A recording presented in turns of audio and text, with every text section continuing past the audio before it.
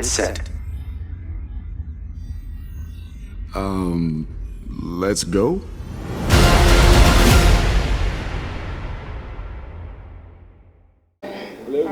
What's up, my brother? How you feeling? Good to see you. Good to meet you. All right. Ready to go? All right. Najir Chambers here with the man who's probably having the biggest San Diego Comic-Con 2022. Am I wrong there?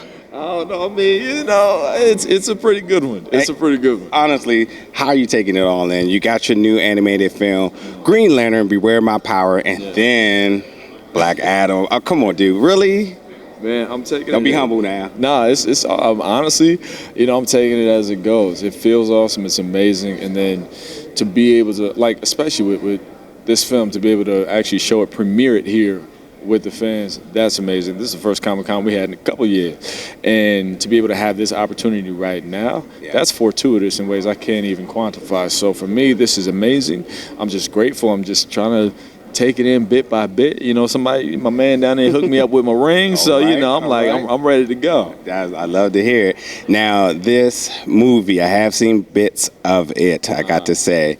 And the John Stewart story that we see is first getting a little bit abducted, but coming into his own. I would love to know sort of the parallels with yourself and John Stewart's arc in this film. For me, his arc in this film is really accepting his destiny.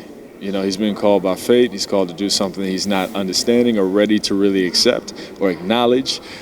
He fights it a little bit, but I think we do that in real life. And for him, it really comes down to understanding his true purpose. Yeah. Is he willing to adopt that and realize how important he is to the world in a completely different way than he even imagined? So it's really just him accepting his fate. And that's the thing that I love, because even though, he's begrudging at first, we all go through that in different ways in our own personal life. And I myself have been through that many times. Yeah. But at the end of the day, when you bet on yourself, and as I recently said, he has the willpower to believe in himself, it all works out. Love to hear. Well, congratulations. Big week for you, man. Take it all in. Absolutely. And hopefully we see you back next year. Absolutely. All right, my guy. Take care. He said good.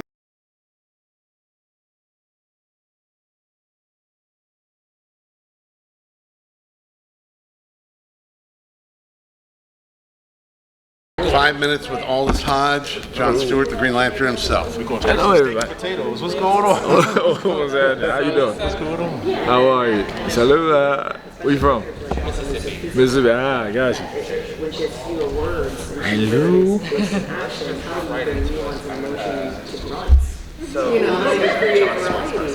Yeah. Oh, it feels amazing, man. It feels, big shoes to fill for sure. Definitely great responsibility, because it is the first film. You want to make it exciting and dynamic and all of the good things. I want to make it a film that I'd want to see, because I watch all the DC animated films. So for me, awesome opportunity, man. But just to be able to join the world, the space. And low-key, I'm saying, I'm now a Justice League member. It's pretty cool, bruh. That's pretty cool. Did you find any parallels with, John's story to your own? Well, in terms of trying to figure out who you are as a man, yeah. I feel like in this, because it's really, truly an origin story, but it's one where the conflicting basis for him and his journey is that he has to really accept and acknowledge what his destiny is, and he's fighting against it to a degree. So I've met that a few times where things happen and you're like, well, guess this is what I got to deal with, and you run from it, but it keeps chasing you, and you have to step up to the plate of your own potential. That's where I think I connected most with what his journey is. Was this a role that you reached out for, or was it they came to cash in? No, man. I was a lucky bastard. I was on set. I was in the middle of filming one night in Miami. We were in the middle of a scene setup, and my manager called me and said, "Hey, so Green Lantern." I was like, "Wait, what?" Who? Who's looking for me? Who's checking for me like that? But I don't know what happened, what they heard, because live action work is very different from animation work. You know, it's very different experience criteria as well, and so the fact that they trusted me and had faith in me to carry this role was, I mean, it was immense. But no, man, it just kind of fell out of the sky. So I have to ask, how does it feel? You're voicing and playing two iconic DC characters now. Yeah. With Hawkman coming out. Yeah, we're all excited for that. Yeah. So how's that feel now? Like lending your voice to an iconic John Stewart and also having that under your belt? I mean, it is a grand opportunity and a wonderful happening that I could not have ever guessed or conceived, you know. The fact that it's all happening and converging at the same time is awesome. This moment is awesome. I mean, it's Comic-Con with these two, you know what I mean? It's like insane, man. So no, I could not have planned this out any better than it happened. All I can say is that I hope that, I'm not intimidated by the fact that they're both superheroes or that they share, you know, similar air. Every character, to me, the initiation is the same. I approach with honesty, and then after that honesty, it takes on its own journey because everybody's different, you know. So these two characters, there was no concern of whether or not they're going to be similar because they're two very different men, very different backgrounds, very different agendas, and very different ages, I might add. Yeah. So there's a different mentality, and I was just excited about being able to have the opportunities and just really hoping to take care of it. You referenced One Night in Miami, which is a stage play made into a brilliant film. Yeah. Do you have, so now you're doing animation voice work, a stage play made into a film, you're doing another superhero film. As your career takes on all these different paths, is there a dream role or a dream type of project that you'd like to take on? There are a few dream roles that I'm trying to conceive right now. My brother and I, we just produced a film, so you know, as we continue to produce and create projects and really step into them, you know, there's things that I want to see as a creator. Different type of roles I want to put out, different type of careers I want to put out. So we getting them cooked up. But I think that from just fanning out from that perspective as a fanboy, if there was a world I would like to join, so I'm always stick with the DC fam. I'm always be DC, right? You know, I want to see both Green Lantern and Hawkman ride out their full stories for, you know, the next 10 years. But if I wanted to add a world to my slate, it would probably be part of the Star Wars universe. Yeah. Oh, nice. Yeah, big fan of Baby Grogu. That's my little battery pack, it's in there. I have a Grogu statue in my house. All I'm saying is, like, you know, that would be cool, man. They were just talking about how this animated film could be a springboard for them to bring John Stewart into the live action universe. So, I wasn't a part of those conversations, so I can't really, you know what I mean? I can't say, sometimes it happens. I mean, I can't. I don't know who you talk to, they ain't talk to me. So I'm gonna just leave it right there. You know? Like left a signature in this movie, like during your voice acting, like something of yourself. Oh, I can't say. I mean, well, I'll say this,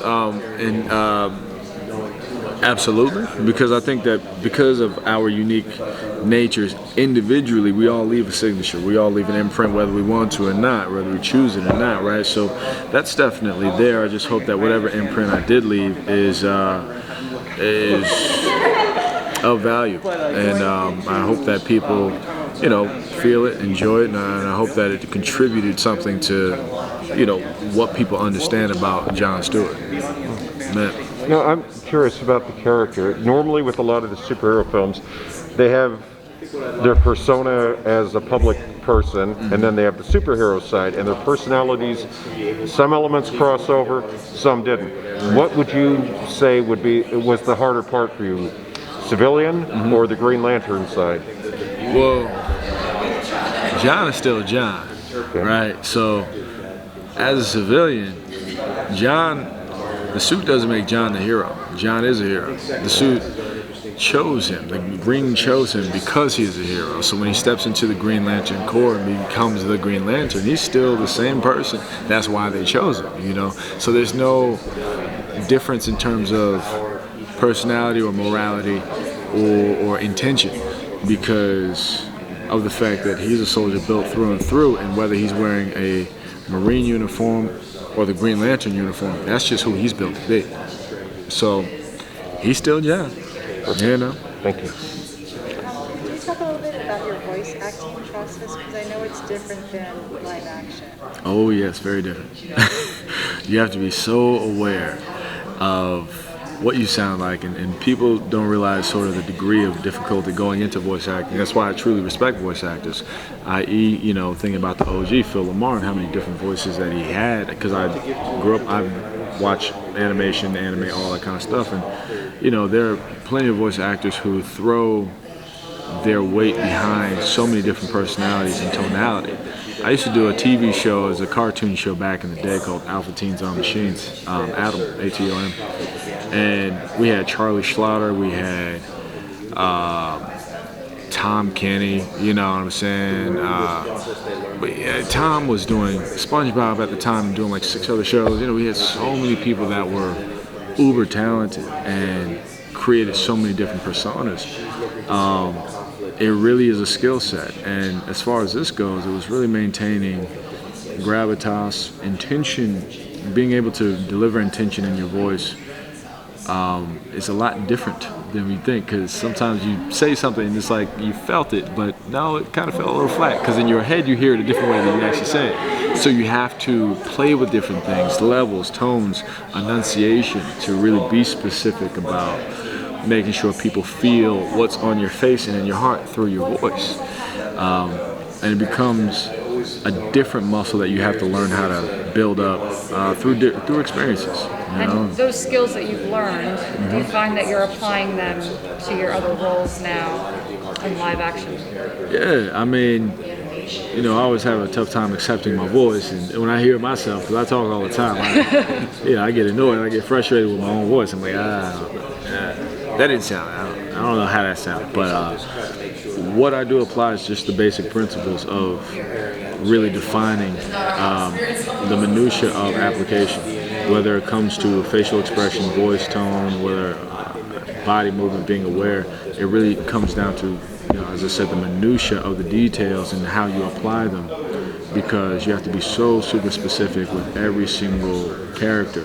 With voice acting, it's how you pronounce things. It's the tenor in your voice. I'm being called. With physical, you know, it's how you walk, how you stand, how you sit, all these things. So yes, it all just feeds the same machine. But thank you all. Thank you so much. Picture that ring real quick. I'll get it. Thank you so much. This was a gift I got today. Yeah.